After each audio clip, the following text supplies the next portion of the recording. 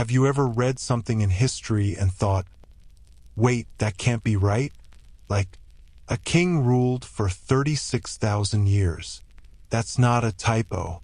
That's an actual line from one of the oldest records on Earth, the Sumerian King List. According to this ancient text, there was a time before the Great Flood when kings ruled for thousands upon thousands of years. Not 40 years. Not 400. Try 241,200 years in total. Yeah. I know what you're thinking. Either those guys had amazing skincare routines or something very strange was going on. So what exactly is the Sumerian King List? Who wrote it? And what kind of world existed back then, before recorded history, before the flood, when kingship descended from heaven? That's what this story is about. It's a journey through clay tablets, forgotten gods, and the blurred line between myth and memory. And maybe, just maybe, by the end, you'll start wondering if history is a little older and a little weirder than we've been told. Close your eyes for a moment. Picture a desert, quiet, endless, shimmering under the sun. Beneath those sands, in what we now call Iraq, lie the ruins of the world's first cities. Sumer, the land between the Tigris and the Euphrates, the birthplace of writing, farming, math, and maybe civilization itself. Around 5,000 years ago, people here were already living in walled cities with temples, markets, and irrigation canals. They wrote on small clay tablets using wedge-shaped marks called cuneiform. Most of those tablets were boring lists of sheep, grain deliveries, or how much beer a worker got for the day. But then, there were other tablets. The strange ones. The ones that didn't just count sheep, they counted kings. Kings who ruled before the Great Flood. Kings who ruled for impossible spans of time. These tablets became known as the Sumerian King List, and they were discovered in the ruins of ancient cities like Nippur, Larsa, and Ur. The first versions were found in the late 1800s by archaeologists with sunburns, shovels, and more questions than answers. When they translated them, they couldn't believe what they saw. The tablet didn't tell a simple story. It told the story of civilization itself. It began with one sentence that still sends shivers down the spine of anyone who reads it. When kingship descended from heaven, it was in Eridu. And just like that, the stage is set. Heaven, kings, a first city called Eridu. It sounds like the opening of a fantasy novel, except this was written thousands of years before books even existed.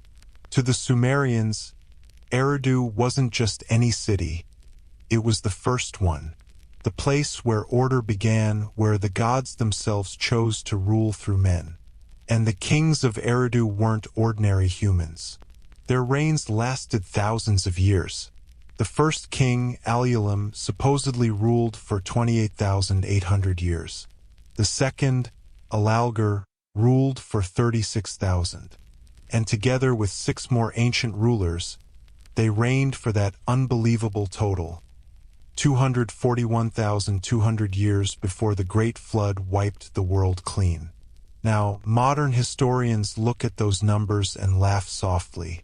Clearly, they say, this must be symbolic. Maybe each year meant something different. A lunar month, or a family dynasty, or maybe just exaggeration to honor legendary rulers. That makes sense. But there's always that tiny voice, that whisper in the back of your mind that says, what if they meant it literally? What if those kings weren't just people but something else? Something older. Something not quite human. This is where the story starts to twist, because alongside the king list, the Sumerians also left behind myths of strange beings called the Anunnaki. They were described as powerful gods who came from the sky, who created humanity, and who ruled the earth before the flood. Sound familiar? Across other cultures, Egypt, Greece, even the Bible, we find similar tales. Divine beings walking among mortals, great floods, golden ages that ended in disaster. It's almost like the same story told in different languages. And that's what makes the Sumerian King List so fascinating. It isn't just a list of rulers, it's a timeline that links myth to history. It blurs the line between what really happened and what we used to believe. Now, I know what you're thinking. Okay, cool story, but why should I care about some ancient list of kings? Fair question, because this list doesn't just tell us who ruled ancient Sumer. It quietly suggests that our civilization, our whole species, might have a past longer than we think. A past measured not in centuries, but in cosmic cycles.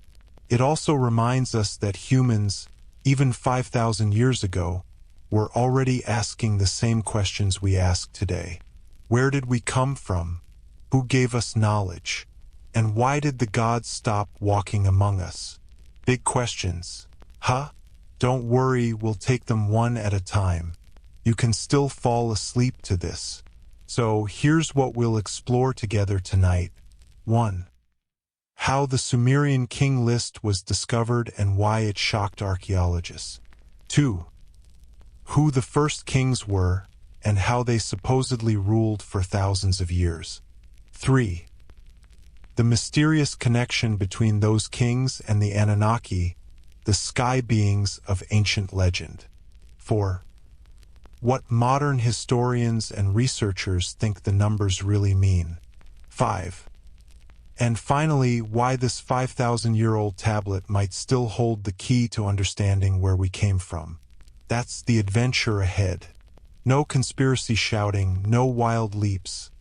Just quiet exploration, curiosity, and maybe a little wonder. So, as the night deepens and the world quiets down, let's walk back in time, to the dawn of civilization, where gods ruled beside men, and history itself was written in clay. Because before there were empires, before pyramids, before the Bible, or even time as we know it, there was a tablet buried in the sands of Sumer, telling us that once, just once, kings ruled for 241,200 years. Let's begin our story in a place where time itself seems to sleep, the endless desert of southern Iraq. Here, under layers of dust and forgotten ruins, something waited for thousands of years.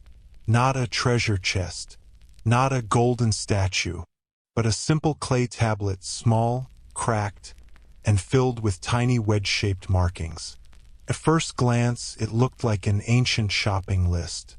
But as archaeologists brushed the dust away, they realized it was something far stranger. They had just uncovered one of the oldest historical records on Earth, the Sumerian King List. Soft pause, the sound of a brush sweeping across stone. It all started in the late 1800s, when teams of explorers and scholars from Europe came to what was once called Mesopotamia, the land between two rivers. Back then, archaeology was still a wild adventure. There were no drones, no fancy scanners, just notebooks, shovels, and a lot of hope. One of those sites was Nippur, an ancient Sumerian city buried deep beneath centuries of sand. As they dug through the ruins, workers found pieces of pottery, temple bricks, and, finally, tablets. Hundreds of them. Most were simple records, lists of taxes, grain, or temple offerings.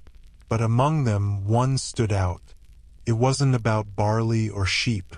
It told a story of kings who ruled for thousands of years. The archaeologists couldn't believe it. At first, they thought there must be a mistake. Maybe the numbers were mistranslated. After all, the first king listed, Alulim, supposedly ruled for 28,800 years. The next, Alalgar, ruled for 36,000 years. 8 kings in total, ruling for a combined 241,200 years. before a great flood washed everything away.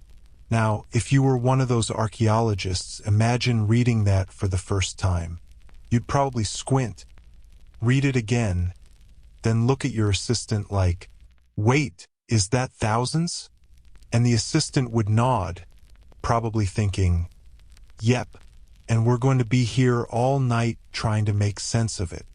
Soft laugh. But that's exactly what made this find so special. It didn't just record names, it recorded impossibilities. It mixed myth and memory together, like the past had no clear edge between gods and men. The Sumerian King List wasn't found only once. Versions of it appeared all across Mesopotamia in Ur, Larsa, and Uruk. Each tablet told roughly the same story with small differences, but they all began the same way. When kingship descended from heaven, it was in Eridu. That line, "Kingship descended from heaven," is where the mystery begins, because to the Sumerians, power didn't rise from the people, came down from above. Rulers weren't just chosen, they were sent. Eridu, by the way, was the first city mentioned, and according to the Sumerians, the first city ever built. Archaeologists actually found Eridu too. It's real, sitting quietly under the desert, with temple ruins dating back over 7,000 years. So we know the Sumerians weren't making everything up. They were blending real places with impossible stories. As the tablets were translated, scholars realized the King List wasn't just some fantasy epic. It was organized like a government record, city by city, king by king, dynasty by dynasty. Each section carefully listed how long each ruler reigned, and when that city fell before another took power. That's what's so strange about it. It wasn't written like a myth. It was written like a history book, as if someone long ago truly believed these kings had lived and ruled for thousands of years. Now, of course, historians today don't take those numbers literally.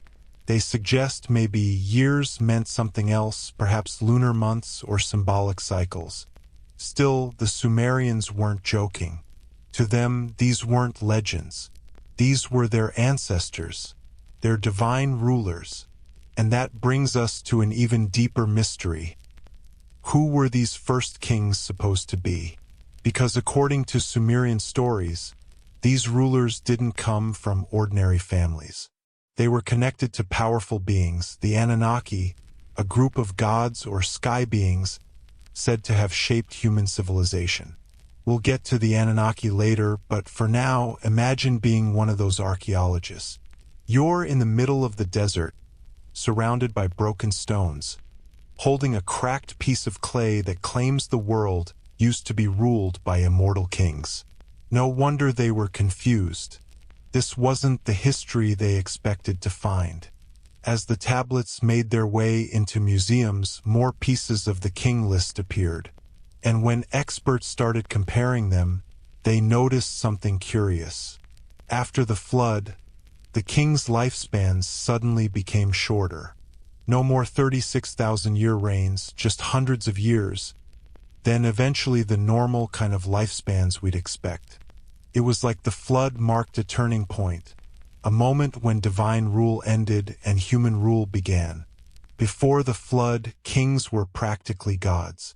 After it, they were just men trying to rebuild the world. And this pattern, divine rule followed by catastrophe, shows up again and again in ancient cultures.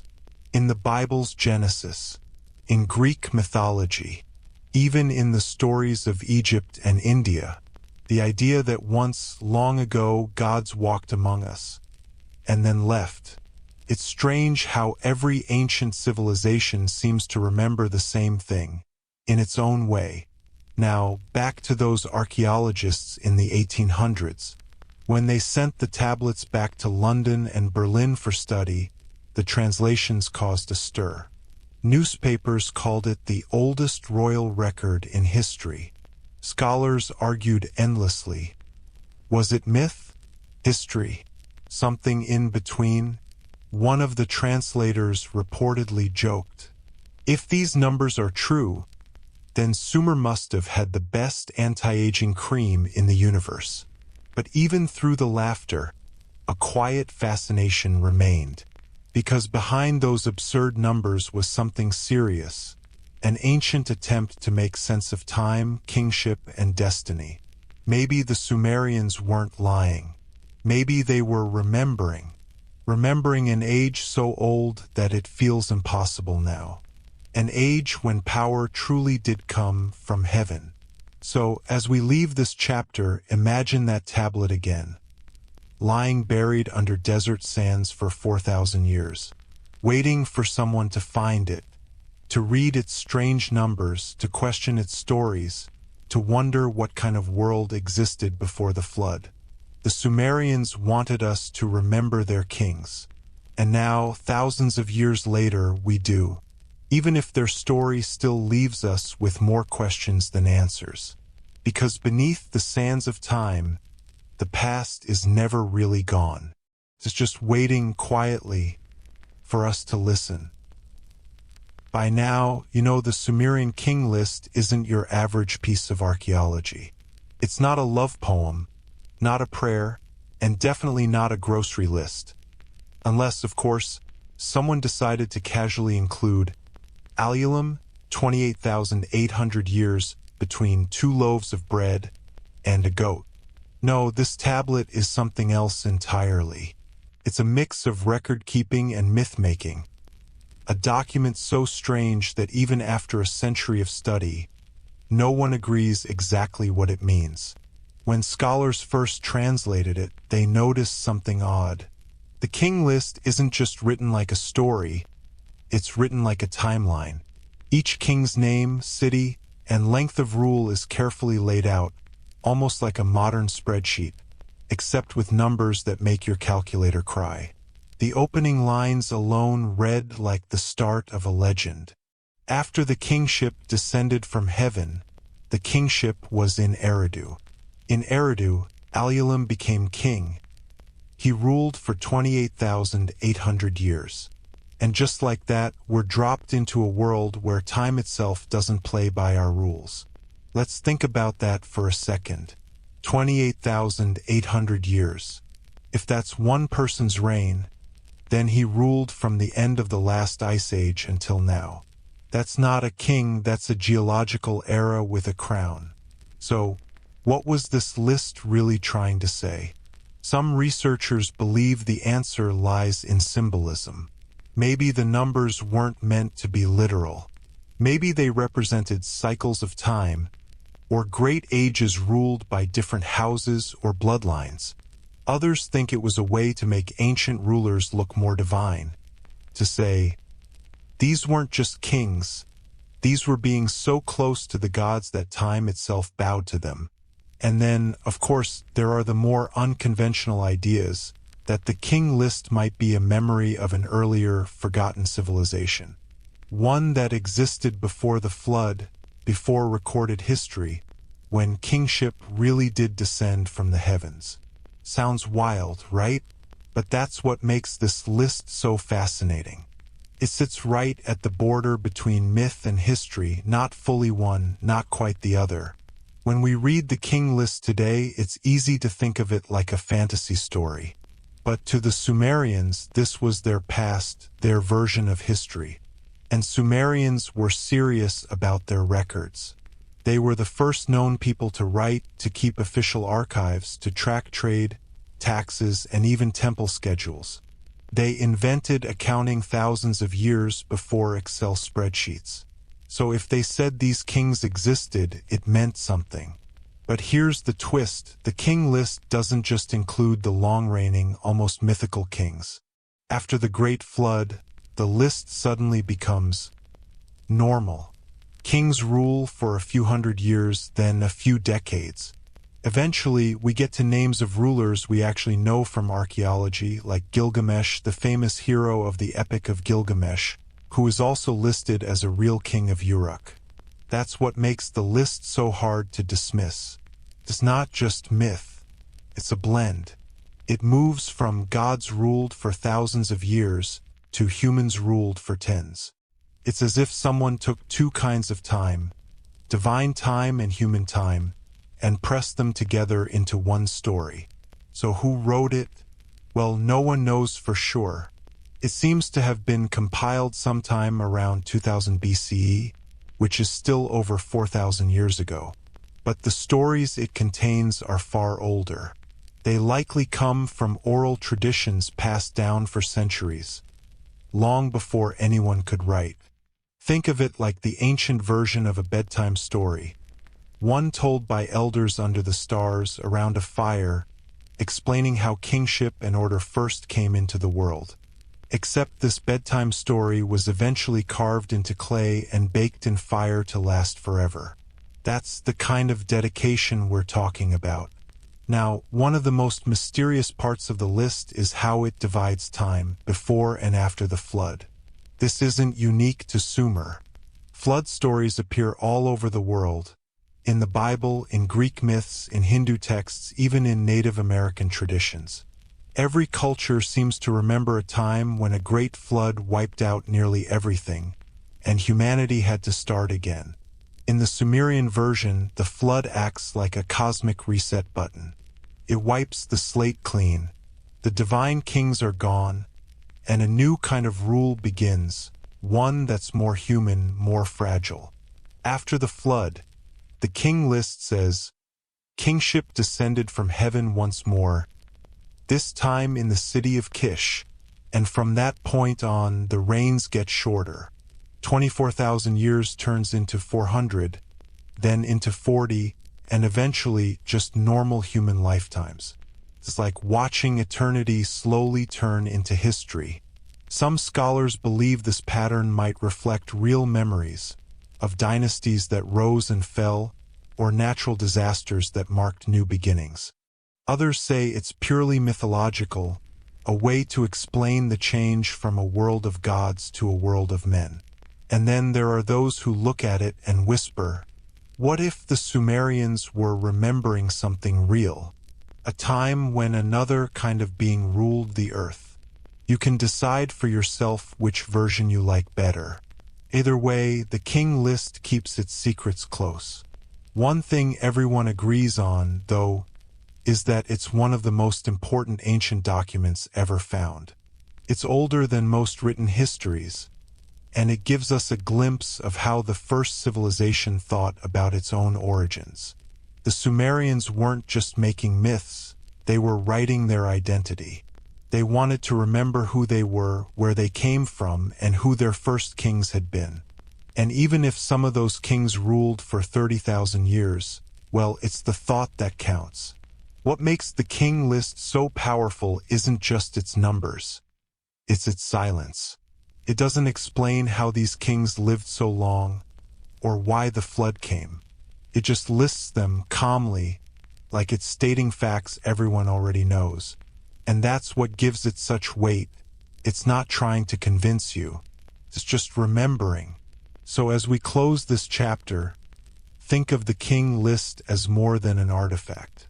It's a bridge from history into mystery, from logic into legend. It reminds us that ancient people weren't so different from us. They looked at the stars and wondered where they came from. They told stories to explain the gaps in their understanding. And maybe, just maybe, those stories hold more truth than we realize. After all, if a list of kings from 5,000 years ago can still keep us awake, or gently help us fall asleep, it's doing something right. Long before Noah built his ark, before the Bible was even dreamed of, the people of Sumer were already telling stories about a flood. A flood so great it washed away not just cities and farms, but entire ages of history. They called it the flood that ended kingship, the moment when the world hit reset. And according to the Sumerian King List, everything before that flood, all those kings who ruled for thousands of years, belonged to what they called the antediluvian age. In plain English, that just means before the flood. Now, this wasn't just one random storm. It was a line in time, the dividing wall between myth and memory, gods and men. The King List treats it like a giant pause button in human history. The story goes that, once upon a very, very long time ago, the world was ruled by 8 great kings, each from a city blessed by the gods. Their names sound like something out of a dream.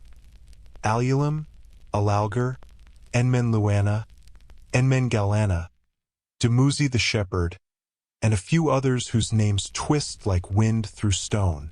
Together, these 8 kings ruled for a total of 241,200 years. That's not a typo. 241,200. If you tried to count that on your fingers, well, good luck. So, what kind of world could exist for that long? Let's imagine it. Cities rising like temples to the heavens. Rivers glowing silver under moonlight. Kings who lived so long that children's children's children grew old. And the same ruler still sat on the throne, calm and patient, as if time itself bowed to him. To the Sumerians, these weren't fairy tales. This was there before. A golden age, or maybe a strange age, when divine kingship ruled the world. Of course, for modern historians, that timeline makes no sense. Civilization itself, as we know it, is only about 10,000 years old. So what's with these insane numbers? Some experts think those long reigns weren't literal. They could be symbolic, maybe representing cycles of the moon, dynasties, or even astrological ages. In other words, not one king living 36,000 years, but a kingdom lasting that long across generations. Others see a spiritual meaning. They say the before the flood world represents a time of divine harmony, when humans and gods shared the same space, when knowledge, technology, and wisdom were passed directly from heaven to earth. And then, something went wrong. The Sumerian texts describe how, in time, the gods became displeased. Humans were noisy, disobedient, maybe a little too clever. Sound familiar? The gods decided to cleanse the world, and so the flood came. One Sumerian tablet, older than the book of Genesis, tells the story of a man named Ziusudra. He was warned by a god that a great flood was coming. So he built a massive boat, loaded animals aboard, and survived the storm. When the waters receded, he offered a sacrifice to the gods, and was granted eternal life. If that sounds like Noah, that's because it is. The story of Ziusudra, or Utnapishtim, as he's called in other versions, is one of the oldest flood legends in the world. It's likely where the later biblical version came from. So the Sumerians believed that after this flood, the world was never the same. The divine kingship, that heavenly rule, was gone. The gods no longer lived among men. And when kingship returned, it was smaller, mortal, human. What's fascinating is how organized the Sumerians were about all this. The King List doesn't describe the flood with emotion or drama. It just marks it like an entry in a ledger. Then the flood swept over. After the flood had swept over, kingship descended from heaven again. That's it. No panic, no sermon, just calm record-keeping of the apocalypse. You've got to admire that kind of composure. It's like, well, yes, the entire world drowned. Anyway, next ruler, please. But beneath that calmness, you can feel something deeper.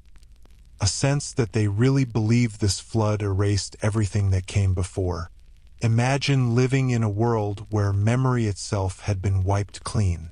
Your grandparents' grandparents couldn't tell you what the old world looked like. All they had left were the names of 8 kings and a few broken tablets whispering about a lost era. Some people today believe those flood myths might actually be based on real events. Maybe a massive flood in Mesopotamia around 5000 BCE, when rivers overflowed and swallowed entire regions. Geologists have found evidence of ancient floods in that area, though none on a world-destroying scale. Still, it's enough to make you wonder how memories of disaster became stories of divine punishment. And in those stories, the world before the flood always seems bigger, more magical, more connected. A place where gods ruled, people lived longer, and wisdom came from the stars. Sound familiar? That's where the idea of the Anunnaki begins to enter the picture, those ancient sky beings said to have guided humanity. But we'll save their entrance for a later chapter. For now, what matters is this. The King List doesn't just record time. It divides it into before and after, into the age of gods and the age of men. Maybe that's why we find flood myths everywhere. They're not just about water or survival. They're about change, the painful kind, the kind that wipes away everything you thought was forever and forces you to start again. The flood, in that sense, isn't just an event. It's a symbol. It's the moment when humanity stepped out from under divine rule and began walking on its own. And maybe that's what the Sumerian King List was really trying to say. Not that 8 kings literally ruled for hundreds of centuries, but that once the world was closer to the divine, and the flood marked the moment we lost that connection. So, as the rain fades and the stars return, we look back at that ancient timeline and wonder, how much of it was myth? How much was memory? Maybe the answer lies somewhere in between, like everything else in the King List. Because before the flood, time flowed differently. And if the Sumerians were right, maybe the world was more than human back then. Now that we've stepped into the world before the flood, it's time to meet the first kings, the ones who started it all. Their names were Alulim and Alalgar, rulers of a city called Eridu, the very first city in the world, according to the Sumerians. When we hear the word city, we might picture traffic lights, skyscrapers, and someone complaining about rent. But Eridu was nothing like that. It was a collection of mud brick houses around a grand temple, a temple built not for humans, but for the gods. To the people of Sumer, Eridu wasn't just a city. It was the birthplace of kingship itself, the place where heaven touched the earth. And according to the Sumerian King List, that's exactly where kingship descended from heaven. Let's start with Alulim, the first king. He ruled for, wait for it, 28,800 years. Yeah, that's a lot of birthdays. If he had a cake for each one, the poor bakers of Eridu would have been busy forever. But jokes aside, Alulim wasn't just a random name. In Sumerian myths, he was seen as the first person chosen by the gods to rule humankind, the original leader, the prototype of what a king should be. The word Alulim may mean stag or antelope, an animal connected to agility, nobility, and life. It's poetic, right? The first king, fast and graceful, guiding people through the wild dawn of civilization. According to the legends, Alulim didn't just sit on a throne and order people around. He brought knowledge, laws, agriculture, writing, all the things that turned chaos into order. You could say he was the Sumerian version of a superhero, less cape, more crown. After Alulim came his successor, Alalgar, who supposedly ruled for 36,000 years. If we're keeping track, that means the first 2 kings alone ruled for about 65,000 years. Imagine working one job for that long. You definitely need more than one vacation. But maybe that's the point. The Sumerians weren't describing ordinary men. They were describing beings who existed in an age when time didn't work like ours. An age when the divine and human were still blended together. In the myths, Alalgar is sometimes called a priest king, someone who served the gods directly. He ruled not by force, but through ritual and wisdom. Under his rule, Eridu was said to shine with harmony. People worked together, temples flourished, and the gods walked freely among humans. When we think about it, these stories aren't just about long-lived kings. They're about order, the idea that civilization began when humans and the divine worked together. The Sumerians saw their first kings as bridges between heaven and earth. That's why kingship descended. It was never man-made. It was a gift from the gods. Archaeologists have actually found Eridu, or what's left of it. It sits quietly near the ancient shoreline of what used to be the Persian Gulf. The ruins are humble now. Layers of clay bricks, broken pottery, and the remains of an ancient temple known as the Iabzu, dedicated to the god Enki, or Ea, as he was later called. Enki was the god of wisdom, water, and creation, the one who shaped humans out of clay. So it makes sense that Eridu, his city, would be the cradle of civilization. And if we follow the myth, Alulim and Alalgar ruled with Enki's blessing. They were more than kings, they were caretakers of his world. Their long reigns symbolized a golden era when divine knowledge flowed like rivers, when humanity still remembered its creators. Maybe that's why the Sumerians gave them such impossible lifespans. Not to record literal time, but to express perfection, peace, and eternity. An age before corruption, before the flood. Of course, scholars today take those numbers with a grain of, well, sand. They argue that the enormous reigns might have been symbolic. Maybe each year meant a season or a lunar cycle. Or maybe the numbers were added later to make the first kings sound godlike. But even with all the logical explanations, there's something haunting about those figures. They hint at a memory, a whisper from a time when humans believed their rulers were chosen by the stars. And you can feel that belief carved into every line of the King List. It doesn't try to explain the 28,800 years. It just states it calmly, as if saying, "This is how it was. Accept it." It's that quiet confidence that makes it so powerful. So let's picture Eridu again around 5000 BCE. The marshes shimmer under the morning sun. The people bring offerings of grain and fish to the temple of Enki. Smoke rises from altars, and somewhere, a figure stands before the crowd. The king, chosen by heaven. He isn't just a man of power. He's a teacher, a guide, maybe even a priest. His job isn't to rule through fear, but to keep harmony between the gods and the people. That's the world of Alulim and Alalgar, a time when leadership was sacred and every decision was made with the gods in mind. And that idea that rulers have divine approval didn't stop with Sumer. You can trace it all through history. Egyptian pharaohs calling themselves sons of Ra, Chinese emperors claiming the mandate of heaven, European kings saying their right to rule came from God. It all starts here in Eridu with those two names carved into clay. Pretty impressive for a city that's now mostly dust, right? As we close this chapter, remember this: the story of Alulim and Alalgar isn't just about ancient kings.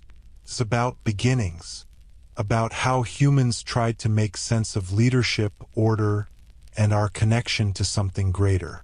Maybe they really did rule for thousands of years. Or maybe they ruled in memory, as symbols of the perfect balance we once had with the divine. Either way, their legacy still echoes in every story we tell about kings, gods, and golden ages long gone. Because every civilization needs a beginning, and for Sumer that beginning was two kings, standing at the edge of history, looking up at the stars, as kingship descended from heaven. The Sumerians believed that power didn't rise from the ground up, it fell from the sky. They wrote, again and again, that kingship descended from heaven.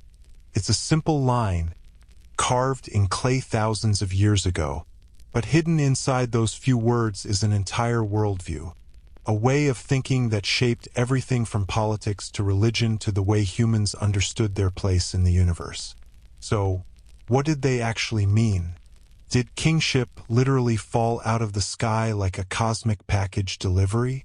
Or were they speaking in symbols, saying that authority, order, and wisdom were gifts from the gods, not inventions of men? Maybe it's both. Maybe, to the Sumerians, heaven wasn't just above their heads. It was woven through everything, the rivers, the temples, even the tablets they wrote on. Let's go back to the city of Eridu, the place where kingship supposedly landed first.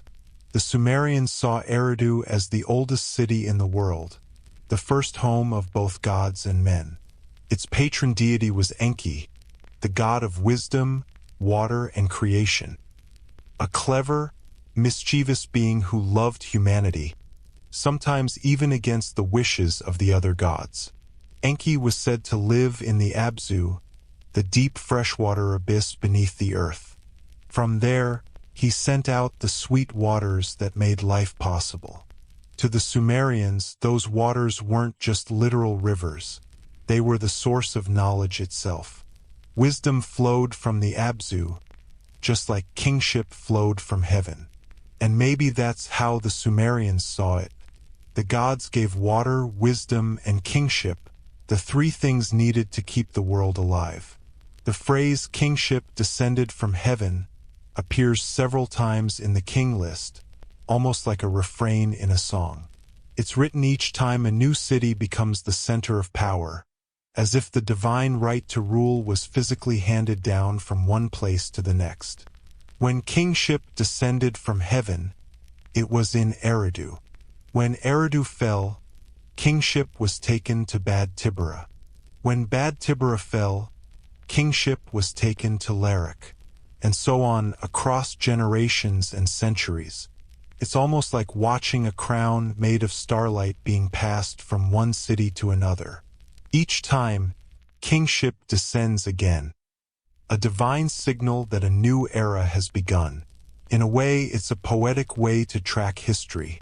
Instead of saying, a new dynasty began, they said, the heavens chose again. Honestly, it's a lot more elegant than how we announce power changes today. No elections, no hashtags, just divine appointment from the sky. But the Sumerians weren't the only ones who saw kingship as something heavenly. If you look across the ancient world, the same belief appears again and again. In Egypt, the pharaoh was called the son of Ra, literally a child of the sun god. In China, emperors ruled under the mandate of heaven. Even medieval European kings claimed their right to rule came directly from God, the so-called divine right of kings. It's the same idea wearing different clothes. That power isn't just human, it's sacred. And when power is sacred, it's supposed to come with responsibility, to care for the land, the people, and the balance between heaven and earth. At least that's how it should work. The Sumerians also had another way to describe this heavenly connection. Through the Anunnaki, a group of divine beings who played a big role in their myths. To them, the Anunnaki were the children of Anu, the god of the heavens. They weren't all good or bad. They were complex, like people, wise, powerful, and sometimes unpredictable. In some stories, the Anunnaki descended to Earth to help shape civilization, teaching humans writing, farming, and the ways of the gods. In others, they acted as judges, deciding the fates of both mortals and other deities. And somewhere in between those stories, we find kingship again, a gift passed down from these sky beings to their chosen humans. It's easy to see how later generations might have taken that idea literally. The gods came down from the sky. They chose rulers. They gave them wisdom. And when the gods left, their chosen kings remained part divine, part human. Sounds familiar, doesn't it?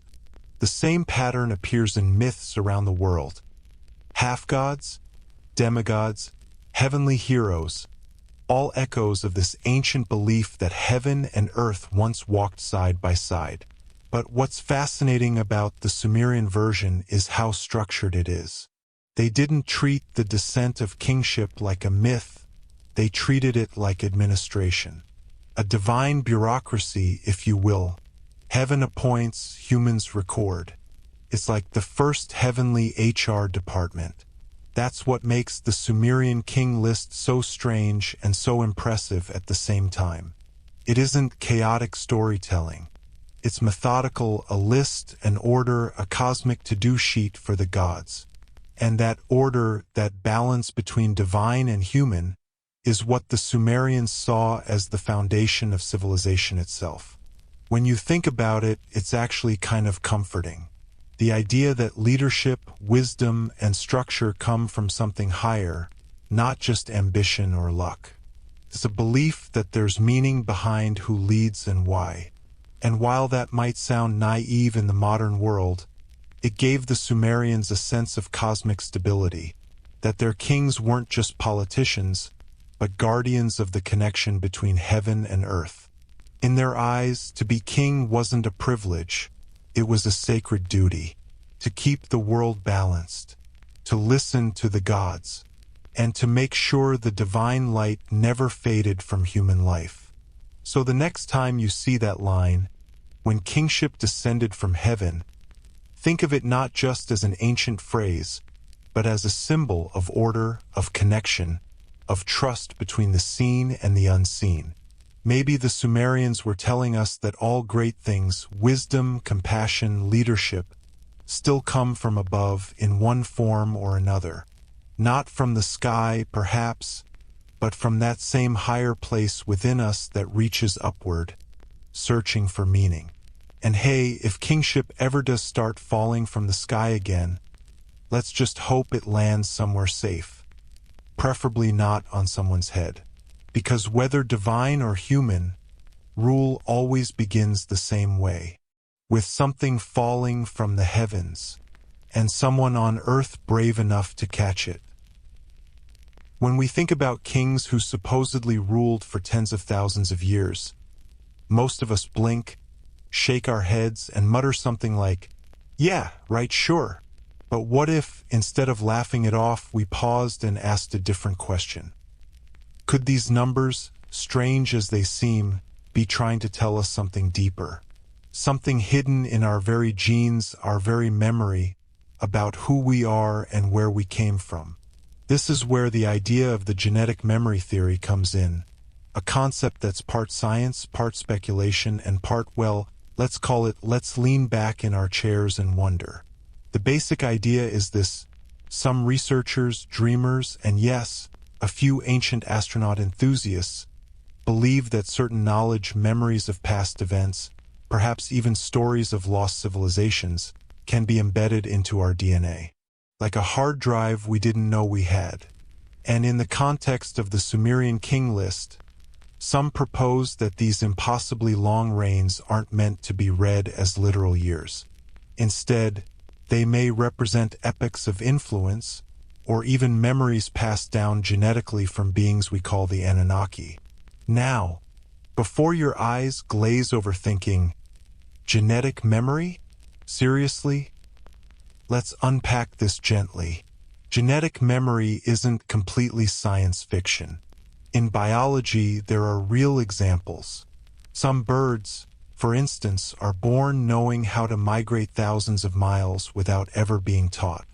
Certain rodents freeze in fear at the smell of a predator they've never met. Even humans sometimes inherit fears, phobias, or instincts from generations they never knew. It's not a magic trick.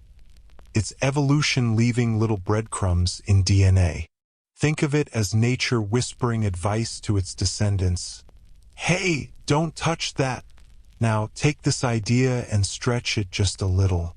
Imagine that instead of small survival instincts, what if whole stories, whole experiences, even wisdom from a time we cannot consciously remember, were passed down in our genes? Some theorists suggest that the extraordinarily long reigns in the Sumerian King List could symbolize this, that these kings or the beings behind them represented not individual lifetimes, but vast streams of influence, knowledge, and culture that flowed into humanity over generations. Enter Zecharia Sitchin, the man who made the Anunnaki famous in modern times. Sitchin proposed that the Anunnaki weren't just gods in the mythic sense. They were advanced beings who genetically engineered early humans. According to him, they might have literally left part of their knowledge embedded in the DNA of humankind. Now, mainstream scientists roll their eyes at this, and let's be honest, who wouldn't? But as a thought experiment for a bedtime story, it's fascinating. What if some of the impossible reigns were actually epics of Anunnaki influence encoded genetically, their stories lingering in the very cells of humanity? Some researchers take this a step further and suggest that human civilization, its sudden bursts of innovation, and even our moral instincts could be echoes of these ancient instructions passing silently from one generation to the next. It's almost poetic, like history isn't just written in tablets and monuments, but quietly humming in our blood. And that hum might just be the faint whisper of the 241,200-year legacy recorded in the King List. Of course, there's a more grounded perspective. Modern science usually frames genetic memory in terms of instinct and epigenetics, the way environmental factors influence which genes are expressed.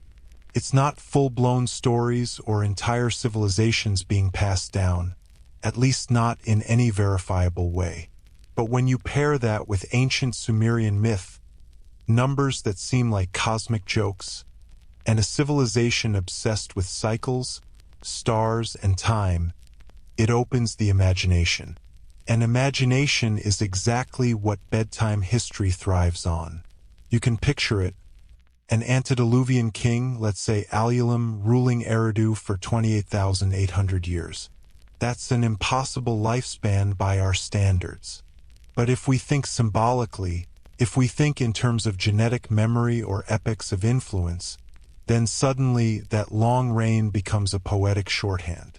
Alulum's wisdom, his culture, his innovations, they weren't just his. They were absorbed into the very fabric of humanity, passed down quietly through generations. In a way, he lived on not just in tablets, but in us. And then there's the Anunnaki angle. According to myth, these beings walked among humans, guiding them, teaching them, sometimes correcting them, kind of like cosmic teachers who never quite left the classroom. If genetic memory is a real phenomenon, could the Anunnaki have been the ultimate tutors, embedding knowledge directly into our biology? It's tempting to imagine, isn't it? Like your first day at school, except the teacher is a winged god from another world, and instead of pop quizzes, you inherit the wisdom of millennia. Of course, this theory isn't universally accepted. Many scholars see it as a fun thought experiment, a way to bridge myth and science without claiming one is literally true. It's a way to take the Sumerian King List, numbers that boggle the mind, and reinterpret them in a way that feels, somehow, alive. Because what is history, if not the stories we carry forward? And if our very genes are whispering echoes of these stories, then perhaps the King List was never meant to be read with a stopwatch. Perhaps it was meant to be felt, like a lullaby from an age-long past. Even if we leave aside genetic memory, the concept invites us to pause, to marvel, to ask gently, how much of what we are is shaped by stories, experiences, and wisdom far beyond our personal lifetimes. When you close your eyes tonight, think about it. What if the ancient Sumerians weren't just recording kings? They were recording time itself, layered into the fabric of life. And what if that recording still hums inside us today, waiting to be remembered, to be felt, to guide us, just faintly, like the wind through an old city of clay bricks? And here's a little fun thought to tuck under your pillow. If Alulum's reign lasted 28,800 years, then by today's reckoning, we might all be carrying a tiny fraction of that influence in our DNA. It's a comforting idea, isn't it? That even if we feel small, even if we think we forget, pieces of the past ripple quietly inside us. So maybe the next time you sneeze or dream, or suddenly know something you can't explain, it's just Alulim giving you a wink from the past. Or, maybe it's just a sneeze. But let's lean into the first idea, it's much more fun. So, the genetic memory theory sits somewhere between science and poetry. It doesn't demand proof, and it doesn't mock reason. It simply invites curiosity. It asks us to imagine a lineage of knowledge so vast, so intricate, that it couldn't fit into a lifetime, let alone a tablet. And it asks us to wonder, could the Anunnaki, the antediluvian kings, and the Sumerian scribes all have been pointing toward the same truth? That some legacies are too grand for words, too vast for calendars, and too enduring for mere human memory? As we drift deeper into the story, let's carry that thought gently with us. History might not just be written in stone and clay. It might be written in us. And with that, we leave the realm of genetic memory for now, letting the hum of ancient kings, lost civilizations, and winged teachers linger in the mind. Later, we'll return to the debate, archaeology, scholarly opinions, and the tantalizing intersection of myth and fact. But for tonight, imagine it quietly, like a lullaby stretching across millennia. When we think about ancient Sumer, it's easy to drift into myth, the long-lived kings, the winged Anunnaki, the whispers of civilizations before history began. But before we get completely carried away by imagination, it's worth taking a slow, careful look at what archaeology and scholars actually have to say. After all, every myth needs a little grounding in reality, even if that reality has a hint of mystery tucked inside it. The Sumerian King List is, in a way, both a historical document and a literary puzzle. The tablets themselves are worn and fragmented, yet they reveal something remarkable. A structured record of rulers stretching from the dawn of civilization to more historically verifiable kings. Archaeologists like Thorkild Jacobsen, one of the early translators of the King List, spent decades meticulously piecing together these clay tablets, translating the cuneiform, and trying to make sense of the staggering numbers. What they found was intriguing. Some of the pre-flood kings reportedly reigned for tens of thousands of years. And yet, after the flood, the reigns suddenly become more reasonable, dozens of years instead of millennia. Scholars have long debated what this means. Were these early kings literally immortal, as the King List suggests? Or are the numbers symbolic, representing dynasties, cultural epochs, or even the passing of divine favor? Mainstream archaeologists tend to lean toward the symbolic interpretation. They remind us that Sumerians were excellent mathematicians and keen observers of the cosmos. Numbers held sacred and mystical significance. An exaggeration in the King List could have been a way to emphasize the importance of certain rulers or events. So, when we read that Alulim ruled for 28,800 years, it might not be a literal calendar but a numerical code, a symbolic statement about his enduring influence. But symbolism doesn't make the story any less fascinating. Imagine a society where writing itself was a divine tool, used not just for record-keeping but to connect with the past, the heavens, and perhaps even otherworldly beings. The King List, in this sense, becomes a bridge between what we can verify archaeologically and what Sumerians perceived as cosmic truth. When we turn to the archaeological evidence, we see glimpses of these truths. Excavations at Eridu, Uruk, and Uar reveal grand temples, carefully planned city layouts, and evidence of sophisticated administration. These aren't just stories carved into clay. They are the footprints of human innovation and organization. The King List aligns, in part, with the rise of these city-states. Kings like Gilgamesh, who straddle the line between myth and history, appear in both the epic stories and the King List, hinting at a kernel of truth buried under layers of legend. Then there's the debate. Some scholars argue that trying to separate fact from fiction in the King List is like trying to measure the height of a cloud.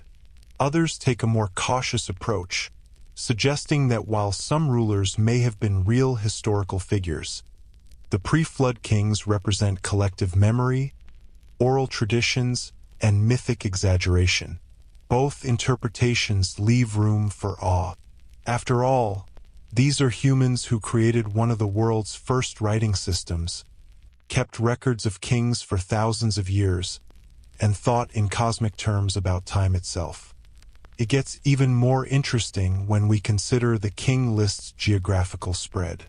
Different versions of the tablet have been found in multiple city-states. While the core narrative remains similar, minor differences suggest that each city had its own spin on the story. It's almost like ancient fanfiction with scribes tweaking details, inserting local heroes, and adding their own flair. And yet, the central theme persists: a lineage of kings, pre-flood and post-flood, that defines Sumerian civilization.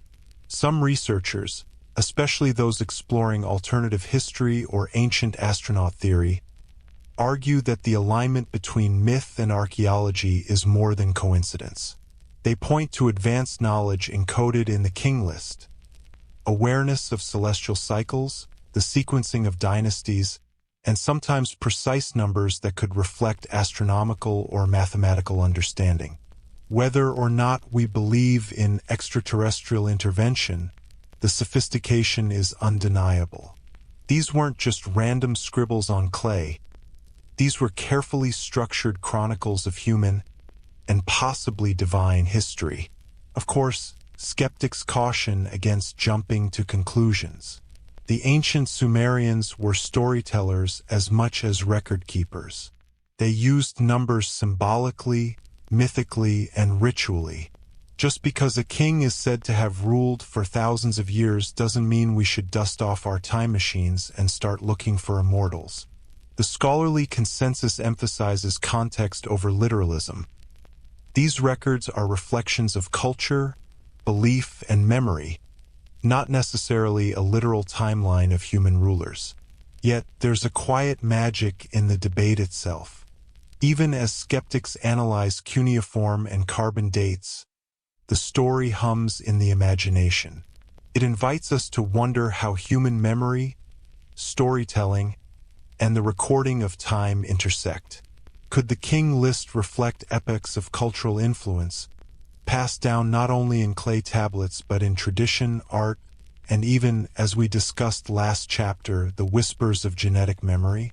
Perhaps the tablets were Sumer's way of ensuring that certain truths about kingship, civilization, or even divine interaction would never be forgotten.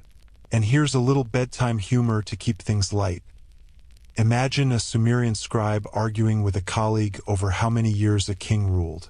28,800? Really?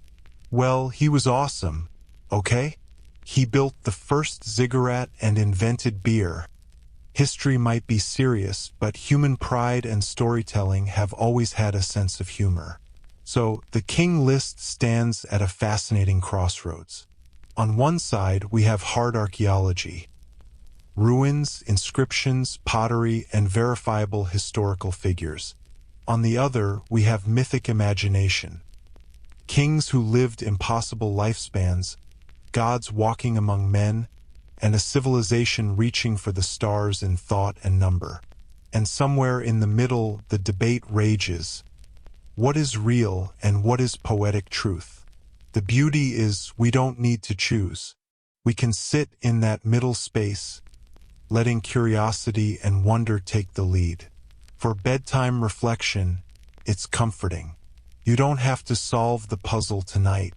You just let the echoes of Sumer wash over you, the scribes scratching symbols into clay, the kings ruling impossibly long dynasties, the Anunnaki watching from distant skies. It's enough to know that human civilization, from the very beginning, has been an intricate blend of fact, myth, and imagination. A story we still inhabit today. As we slowly drift toward the next chapter, think of this. The King List is both a map and a mirror. A map showing the early paths of human civilization and kingship. A mirror reflecting our own desire to understand time, influence, and legacy. And whether we interpret it literally, symbolically, or somewhere in between, the story remains alive, whispering across millennia, waiting for us to listen. Next, we'll explore Chapter 9, The Flood, the Great Reset, where water, myth, and memory converge in a story as old as civilization itself. But for now, let the soft hum of ancient clay tablets, the quiet weight of kings long gone, and the gentle tug of imagination settle in your mind. Close your eyes and imagine the Sumerian cities rising beneath a calm, starry sky, the distant chatter of scribes, and the faint echo of kings who, in some way, still rule in memory. When we talk about the Sumerian King List, we can't avoid the flood. It's like a giant pause button in history. One moment, kings are ruling for tens of thousands of years, and the next, the world is under water and everything changes. Imagine waking up one day and realizing that all the familiar streets, temples, and ziggurats have vanished beneath waves you can't even begin to imagine. That's the kind of dramatic reset the ancient texts describe. The Sumerians called this great deluge the story of Ziusadra, the survivor of the flood.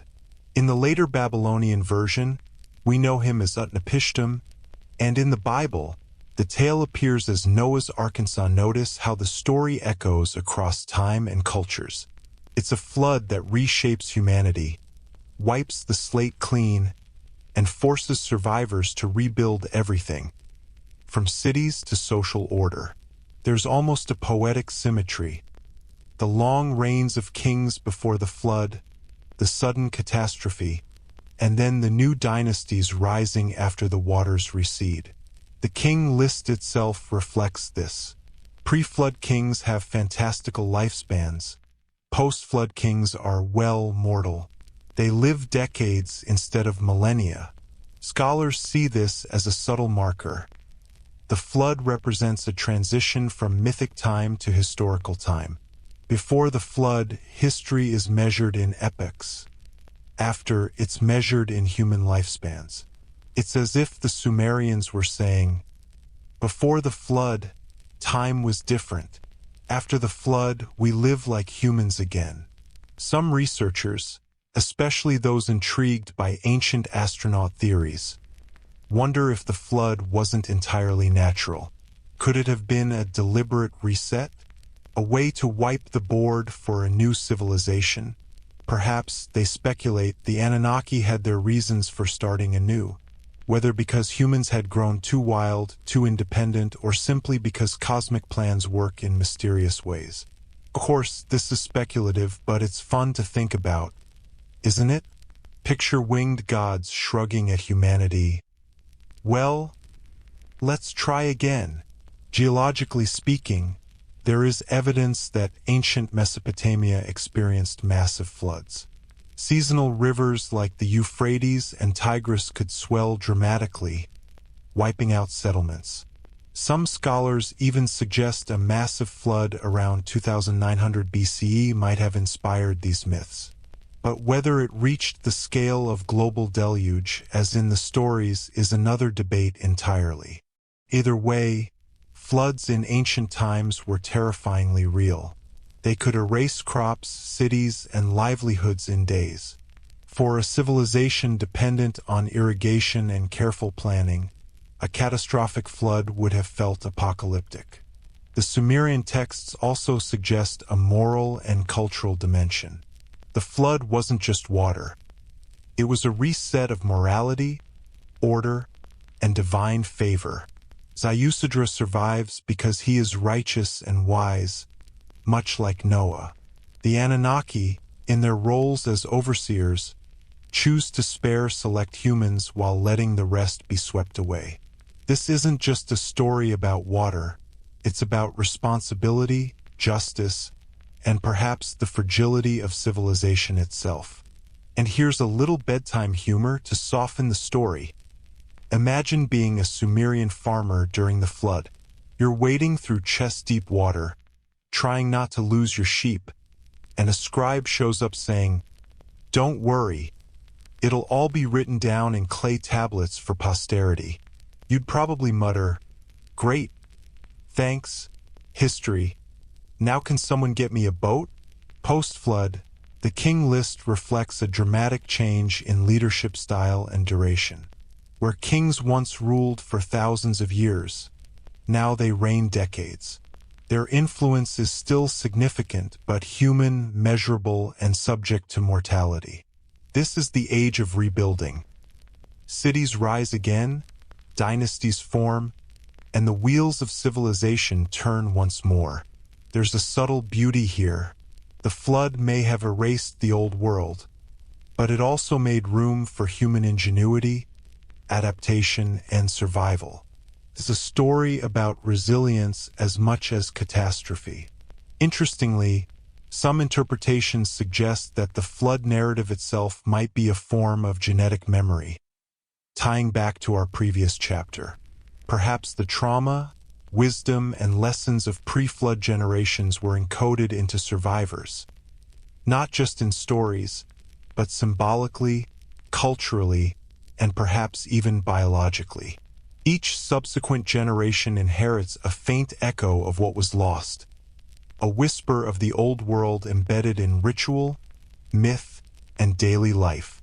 It's as if humanity, collectively, never forgets, even when civilizations vanish underwater. From an archaeological standpoint, post-flood Mesopotamia shows signs of rapid rebuilding. Cities like Uruk, Uar, and Kish emerge stronger, more organized, and increasingly sophisticated. Temples rise taller, bureaucracy becomes more structured, and cuneiform writing flourishes. The flood, whether real or mythic, acts as a catalyst, a great reset button that transforms both the physical and cultural landscape. It's a reminder that sometimes destruction precedes creativity, and endings can be the prelude to new beginnings. Even if we leave aside speculation, the flood story resonates because it mirrors human experience. Everyone faces their own floods, moments that wash away stability and force us to rebuild. In a calm, reflective tone, we can consider the flood metaphorically. It teaches patience, adaptability, and the quiet persistence of life. For the Sumerians, the flood was both terrifying and transformative. For us, it becomes a lullaby, a story that reassures us that even after upheaval, order, and hope can return. And let's sprinkle in a tiny moment of humor before we drift further. Imagine a post-flood king stepping into his new city and saying, "Well, the last guy had a 10,000-year reign and all I get is 35 years? Fine, I'll just invent beer to make it feel longer." Humans have always had a way of coping with adversity, and a little humor is part of that timeless survival kit. So, as we close this chapter and let the gentle rhythm of history guide us towards sleep, think of the flood not just as water, but as time, change, and memory. Pre-flood kings and civilizations may have been swept away, but their stories, knowledge, and echoes of influence linger. They persist in tablets, myths, and perhaps, as we considered before, in our very DNA. The flood is terrifying, yes, but also strangely comforting. It reminds us that endings are not absolute. They are transitions, shaping the world in ways we may never fully understand. Next, we will move to Chapter 10, Kings After the Flood, exploring how new dynasties arose, how human kingship evolved, and how civilization regained its footing after the waters receded. But for now, let the image of a starry Mesopotamian sky above a world cleansed by water settle gently in your mind. Imagine the quiet after the storm, the soft murmur of rivers, the rebuilding of cities, and the whisper of kings long gone but not forgotten. When the waters of the Great Flood finally receded, the world was quiet, vast, and raw, like a blank canvas waiting for the brush. Imagine the Sumerian cities, once drowned beneath waves, slowly emerging from the mud. Streets, temples, and homes had to be rebuilt. Life had to start again. And into this new world stepped a fresh line of kings, human in their lifespans but no less ambitious than their pre-flood predecessors. The Sumerian King List picks up after the flood with a marked change. Where earlier kings ruled for tens of thousands of years, now their reigns are measured in decades. More recognizable to us, more human, more relatable. It's a subtle but powerful shift. The divine aura surrounding kingship hasn't disappeared entirely, but it now shares space with human mortality, pragmatism, and the realities of governance. These were rulers who built, waged wars, negotiated alliances, and left legacies that could be measured, not just imagined. Take Kish, for instance. After the flood, Kish rose as a powerful city-state, and its kings became prominent in both the king list and historical records. These rulers are often seen as the ones who restored order and civilization. They took what had survived the flood, knowledge, culture, and, importantly, infrastructure, and worked to organize it into something sustainable. The shift is fascinating. Kings are no longer almost godlike figures. They are human leaders tasked with rebuilding a broken world. And yet, the echo of divine kingship lingers. Many of these post-flood rulers still claimed a connection to the gods, reinforcing legitimacy and continuity with the pre-flood past. It's easy to picture this world. You can almost hear the hammers on clay, the chants in the temples, the scribes carefully recording every new king's deeds. Life was fragile, but it was rich. The new rulers faced challenges the antediluvian kings never had to: resource scarcity, social unrest, and the daunting task of rebuilding society from near nothing. And somehow they did it. The resilience of humanity shines through these post-flood dynasties. One of the most intriguing aspects is how human innovation flourished during this period. Post-flood kings oversaw the expansion of agriculture, improvements in irrigation, and the growth of trade networks. Cities became hubs of craft and commerce. Temples rose not only as religious centers but as economic and political engines. These leaders had to be more than just figureheads. They needed to be administrators, planners, and sometimes even diplomats. It's a remarkable shift from mythic reigns to practical governance. Yet, the King List preserves a poetic quality even here. While lifespans are shorter, the text still emphasizes continuity, divine favor, and legitimacy. A post-flood king wasn't just a ruler. He was the link between the drowned past and the emerging present. Each reign, though measured in decades rather than millennia, carried echoes of the antediluvian legacy. You can imagine scribes whispering as they carved names into clay. These kings, too, are part of the great story. They are heirs to what was lost. The cities of Uruk, Uar, and Lagash became prominent in this era. Here we see some of the earliest examples of codified law, written treaties, and organized armies. The post-flood kings not only survived, they thrived, using knowledge from the past to shape the future.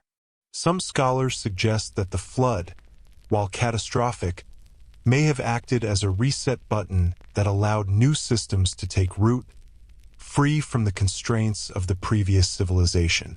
In a way, humanity was learning to walk again, and these kings were the careful guides. Interestingly, there's also a cultural evolution in this period. Religion, mythology, and literature begin to intertwine more visibly with historical records. The post-flood kings often claimed divine inspiration, consulting priests and scribes for guidance.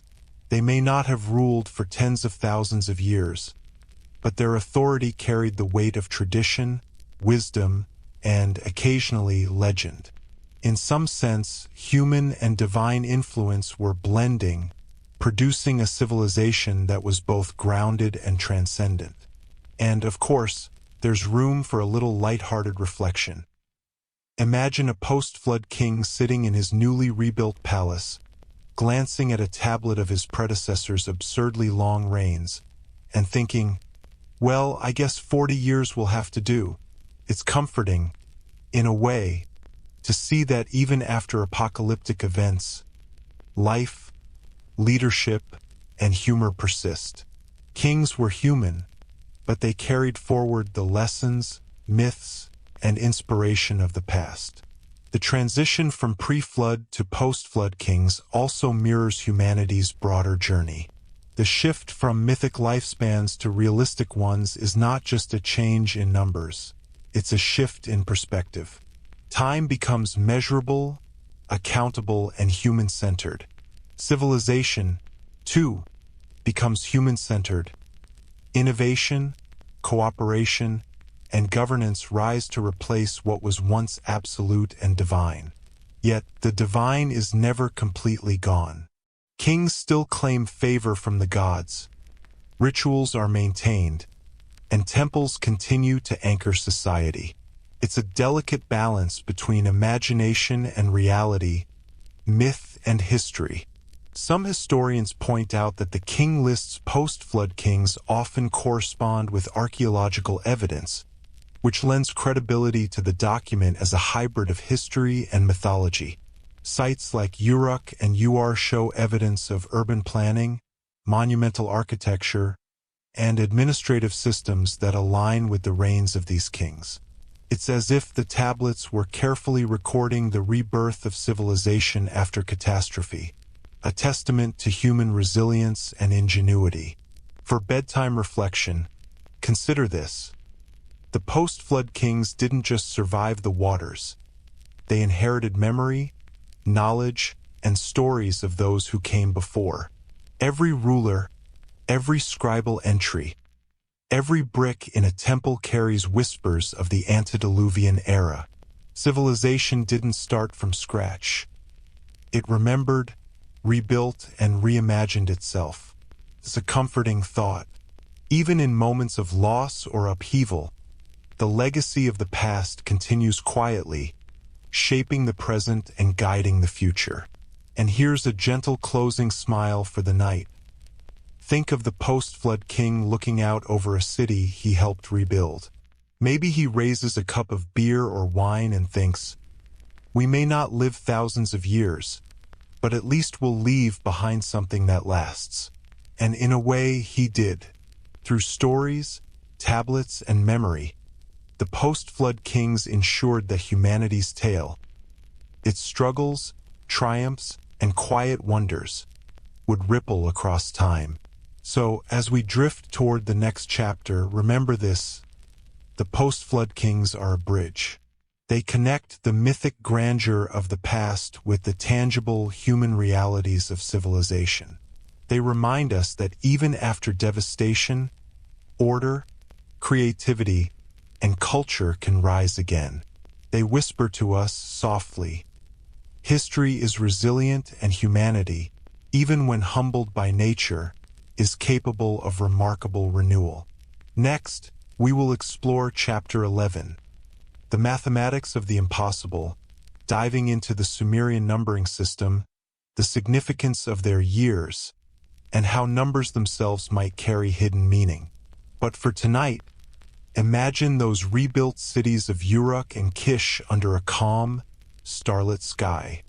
Hear the soft echo of craftsmen at work, scribes recording their kings, and the faint memory of civilizations that came before. Let it settle gently, like a lullaby whispered across millennia. When you hear that some Sumerian kings ruled for tens of thousands of years, your first instinct might be to laugh, or at least raise an eyebrow so high it nearly disappears into your hairline. But if we take a slow, deep breath and look closer, there's something fascinating hiding behind those numbers. The mathematics of the impossible. And yes, it's as strange and poetic as it sounds. The Sumerians were remarkable mathematicians. They didn't just count sheep or measure grain, they developed the sexagesimal system, a base 60 numbering system. That's right, they counted in 60s instead of 10s. If that makes your brain tingle, you're not alone. Our modern 60-second minute and 360-degree circle are inherited from them. So when you think about a king reigning for, say, 28,800 years, it's worth asking, maybe those numbers aren't literal years as we understand them. Perhaps they're encoded in cycles, celestial observations, or symbolic time. Let's take a breath and imagine it slowly. One scholar proposed that pre-flood kings' lifespans could represent lunar months or other time cycles, not solar years. In other words, the Sumerians weren't lying. They were speaking in a language of mathematics, astronomy, and cosmic symbolism that we're only beginning to decode.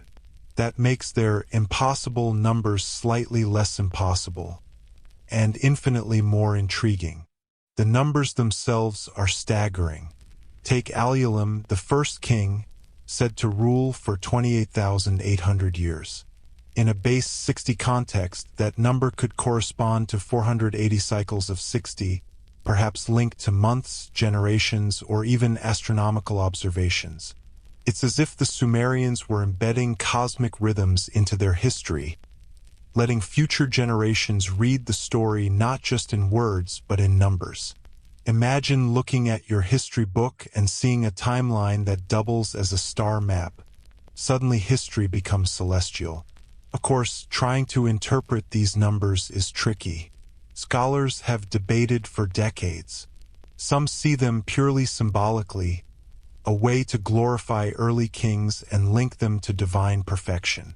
Others speculate that the numbers were a practical way to track epochs, dynasties, or periods of influence rather than literal lifespans.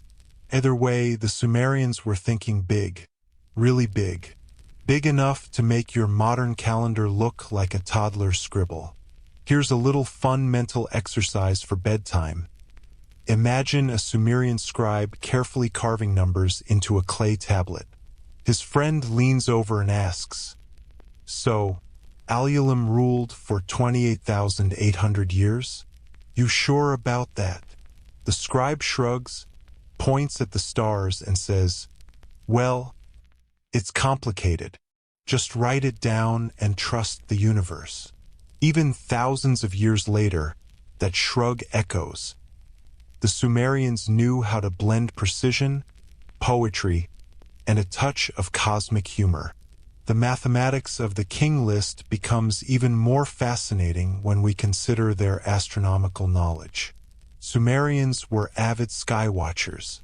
They tracked planets, stars, and lunar cycles with incredible accuracy. Some researchers suggest that the extraordinary lifespans in the King List might reflect astronomical cycles or celestial events, rather than literal years of life. In this sense, the numbers are not exaggeration.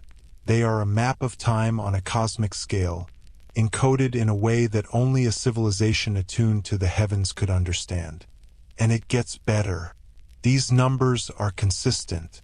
Across different tablets, multiple versions of the King List give remarkably similar figures for pre-flood kings. That suggests intentionality. Scribes weren't guessing wildly, they were recording a system. Whether it was symbolic, astronomical, or part of a now-lost method of measuring time, the pattern is there. There's a logic to the impossible. It's like a secret handshake between generations of ancient astronomers and the cosmos itself.